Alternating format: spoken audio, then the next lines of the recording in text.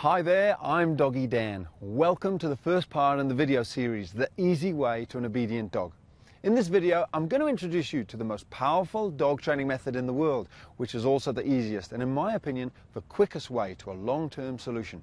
This is not just about learning a few more tricks and a clever technique. Nope, far from it. This course, it's about understanding there's a completely different way of working with your dog, of communicating with them.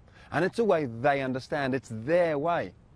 When you're working with your dog and there's clear communication, everything happens smoothly. This approach literally puts your training on rocket boosters. And in terms of time frame, many dog owners are seeing big changes within just a couple of days. With dog training, like many things in life, there's an easy way and there's a hard way. And it doesn't have to be a nightmare.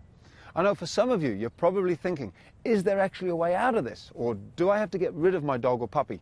You've found yourself in this tricky place and it's not your fault. You see, to be totally honest, there's a lot of rubbishy dog training out there. Methods and myths that have made dog training appear so hard and complicated and even sent you in completely the wrong direction.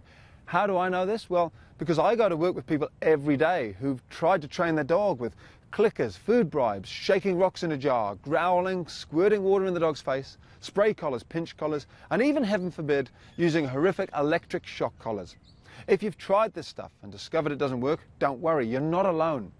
Many people have been there, absolutely stuck, unable to see a way out. So my promise to you is this: by the end of this series, by the end of today even, you'll see that there is a way out. Now, of course, some of you may have a new puppy and you just want to get it right first time to avoid all the pain and stress, and that's great too.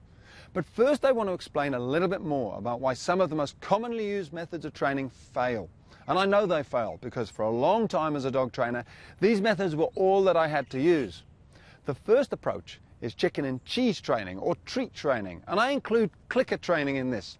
It's where you use a piece of food to tempt your dog to do as you're asking, and then you reward them with the treat if they do as you ask. Now, of course, if you've got a young puppy and you want them to learn a simple trick like a roly-poly or a high five, then using a little bit of bribery early on, some cheese, it can go a long way, and I'm all for that. That's cool. But hold on a second. Have you ever heard of a dog being put down because they couldn't complete a high five or a roly-poly? Of course not. This is what I'm talking about. Trick training, clicker training, treat training, basically bribery. It's one thing, and I'll show you how to do all the tricks that you want. But using food to train your dog or puppy has its limitations. You'll never solve any of the major behavioral problems that you're experiencing just using food. And a clicker, it's really just bribery dressed up a little bit. Essentially, your dog or puppy is still only doing what you ask for the food. You're simply adding the little clicking noise. But you may as well just be saying click, click, or good dog, and then treating them. It's exactly the same reason parents don't try to stop their children squabbling the whole time by using chocolate and a clicker. Picture this. You've got two kids fighting in a room. You walk in with some chocolate and a clicker, and you start saying, no fighting. Good. Click, treat, chocolate. No fighting, stop fighting. Good, click, treat. Now, of course they stop fighting whilst they're eating the chocolate and you're shoveling it into their mouths.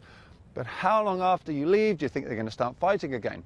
Of course, long term, this approach is not the answer. And we all know this when it comes to raising children. It's obvious. It's actually exactly the same when it comes to training dogs. Bribery, repetition on its own is not the answer. We have to be just a little bit smarter.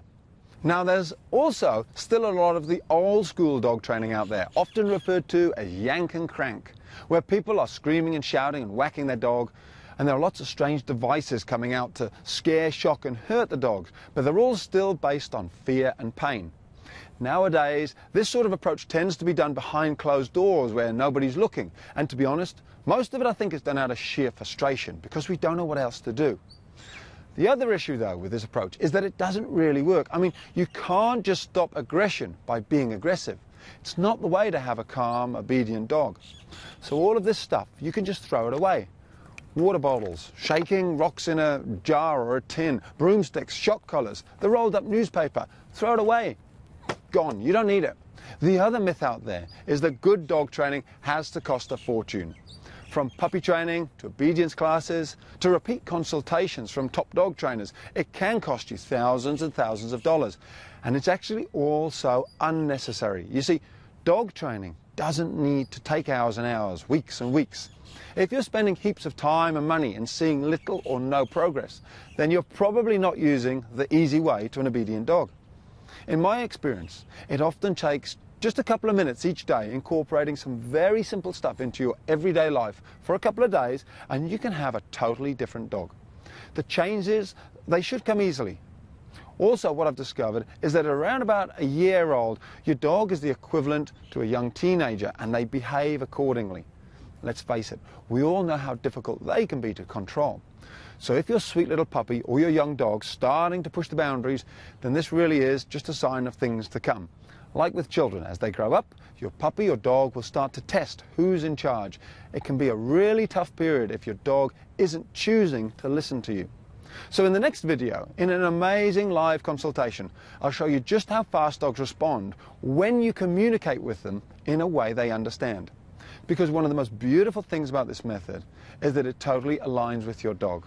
Like I said at the beginning, they understand it because it comes naturally to them. It works with their nature, not against it.